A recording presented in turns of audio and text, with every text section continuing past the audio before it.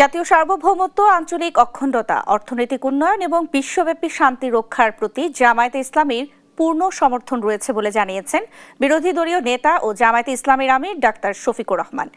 শনিবার রাজধানীতে কূটনীতিকদের সম্মানে আয়োজিত ইফতার মাহফিলে কথা বলেন তিনি। বলেন, জামায়াত সব ধরনের চরমপন্থা এবং সন্ত্রাসবাদের বিরোধিতা করে, একই সঙ্গে জাতিগত ও ধর্মীয় গোষ্ঠীর অধিকার এবং মর্যাদা রক্ষার প্রতি অঙ্গীকারাবদ্ধ Jamaat.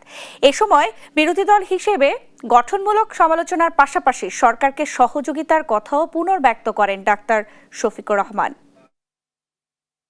We would strongly support a strategic framework that steadfastly protects national sovereignty, territorial integrity, and the global peace and tranquility, pursuing at the same time economic development and citizens' welfare.